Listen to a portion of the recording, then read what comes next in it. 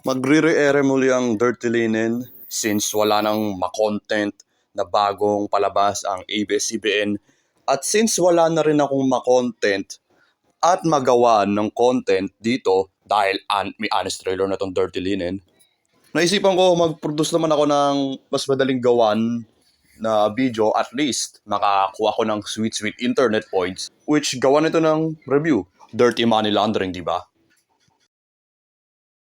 Ang Dirty Linen ay masasabi ko ay isang overrated na teleserye at sobrang daming compliments dito na masasabi ang mga normies. By the way, speculation lang yun para sa kanila.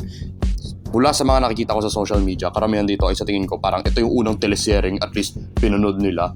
Dagdag ko pa sa speculation ko, may nakita kong tweet sa X na tawag dito, parang ito raw yung magandang palabas na napanood nila since 2011. Sa mga ganong klaseng linya. At bro, ang dami-daming serye lumipas. Imposible naman na ito lang yung parang mind-blowing na napanood mo. Anyway, habang ako naman ay masasabi ko ang palabas nito ay mediocre. Sa premise pa lang, maraming maintriga dito, kagaya ko, pero hindi naman kasing nagulat since sa totoo lang, ambisyoso na yung GMA at ABS. Parang para sa akin, sanay na ako doon. Since parang ako mismo pinapanood ko halos lahat ng mga teleserye na meron, parang di na ako masyadong magugulat. Yung mga iba, masisisi mo ba yung mga iba kung lahat kaya nila panoorin ng mga teleserye sa Pinoy? Yung premise nito, isipin nyo lang parang remix lang siya ng Beautiful Strangers, Beautiful Justice at Widow's Web. Isama ko na rin ata yung Breaking Bad. At ito na yun. Ito na yung kinalabasan nun. Sa papel, magandang ideya, pero ang pinaka-problema dito ay teleserye siya ng ABS-CBN. At huwag nyo akong ipunto mga kapamilya Shields. Itong ABS kasi, ay may kakaibang pakiramdam palagi na kailangan mahaba ang palabas nila. At itong mga kapamilya Shields ay nabubulag na akala nila pag mahabang palabas, maganda na automatic. Hindi. Heck, gusto ko yung Ironheart yung teleserye. At sa tingin ko, parang maling ideya na i-introduce agad yung bagong kulto matapos matugis yung original na kontrabida. At wag nyo akong simula na nangyari dun sa probinsyano. Sa tingin ko itong mga palabas na to, kung papahabain nila, at least gawa sila ng seasonal break. Yung problema lang rito, araw-araw to pinapalabas. Hindi siya yung Monday to Friday to. Hindi katulad ng mga ilang foreign na palabas na pagkukumpara ko. Parang at least linggo-linggo nila pinapalabas. Para at least may parang change of pace. Para makapagpahinga ka, ganun. Pag-usapan ko rin yung kwento. So may 4 na kasambahay sa Piero. Pinatay sila. Then itong 4 na kamag-anak nila ay para magtutulungan para mag-undercover sa Piero at ibigay sa kanila yung hustisya. Isang kalkuladong plano at nakakatawa kung bakit mas mahaba itong kwento kasi ang hirap nila mapunta sa point A at B. Yun yung pinaka-problema dito. Una muna sa tingin ko, maayos silang nagawa ang yung mga ilang relasyon at saka yung mga logic ng mga characters. Maganda yung pagka-represent ng nakakairitang relasyon nila Alexa ginampanan ni Janine Gutierrez at ni Lala ginampanan ni Jenica Garcia. Okay yung mga pagtatalo nila at lahat. Magaling yung mga acting, kapani-paniwala. Tapos, tuturo ko yung mga ilang problema ko rito. Nadidistract tayo sa mga kung ano-anong punto. May punto dito na napamahal si Alexa dun sa isa sa mga Piero. Itong simpatetikong si Aidan, ginampanan ni Sanjo Marudo. Ayos naman siya sa tingin ko, pero parang andali lang rin na bigla silang namahalan. Parang ang bilis mag-develop. Pero para sa kwentong gusto nilang maipakita, naintindihan ko naman kung bakit may ganito. Pero yung malalaron, hindi natin kailangan ng isa pang landian sa palabas. Kailangan pa talaga gumawa sila ng pangalawa sa serye. Itong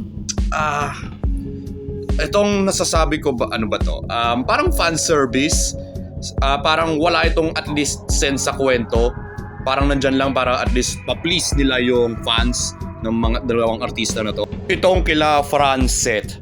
Nakalimutan ko yung pangalan ng role nila sa teleserye. Pero napakalaking bagay kung paano ito naapektuhan yung kwento para sa akin. Sa tingin ko naman ay yung iba bet to kung bata ka pa, ewan ko. Basta di ko lang bet yung parang fan service na to. Parang ayun, at least naglalandian sila. Parang mirror sila dun sa mas matatandang version nila, which is sila Alexa tsaka si Aidan. Di ko lang gusto yung nakakairita pag nandyan lang sila on screen. Parang nagpampadagdag lang ng gulo o ewan ko. Mumubon ako sa mga Pieros, which sa tingin ko yung best part dahil ginampanan sila ng mga veteran ng mga artista. At least mas magaling yung performance nila. Nandiyan si John Arcilla bilang Carlos Piero at isa siyang magandang representation ng Hipokrito at kasama rin yung asawa niyang si Leona, ginampanan ng iniidolo kong artista na si Janice de Belen. At dito di maganda yung representation niya ng Hipokrito. Essentially, nagkaroon siya ng affair para patuloy ito at landiin yung attorney. At sa tingin ko, maganda naman yung parang gustong i-represent siya bilang Hipokrito. Pero yung napapansin ko dito ay parang may dalawang element na dapat parehas meron sa dalawang grupo ng mga nandito. Yung mga bida dapat may dalawa doon na nakalandian yung silang pero. Tapos dito naman sa mga kontrabida yung mga pero, dapat may parang dalawang Hipokrito dito. Yung isa gumana, which is effective, which is si Carlos Piero. At ito naman effective rin pagbibigyan ko si Janice, pero parang isa itong distraction para sa kwento sa tingin ko, itong pinaggagawa ni Janice de Belen dito. Gusto ko rin yung role ni Epi Quezon dito bilang bayaw ni Carlos. Pangalan niya ay Ador. Nagaganap siyang parang itong goofy na utusan na nakaka-intimidado din. Pero ayun lang, idol ko rin si Epi At si Temi Thomas, lagi naman siya magaling. Pati rin si Angel Aquino, okay naman yung role niya rito. Final thoughts ko, may obvious na fillers kahit saan mga teleserye. Kahit saang mga teleserye. At ito naman ay may malaking glaring na problema sa tingin ko. Para sa akin, parang mas mahaba ito kaysa sa akin na kailangan. At may malaking 14 episode cut ito sa Amazon. At sa tingin ko, kung fan ka ng palabas na ito, mas gugustuhin mong panoorin ulit yung teleserye na to mula dun sa 14 episode cut na yon. Kahit ako rin, mas gusto kong panoorin to ng putol-putol kaysa yung buong teleserye.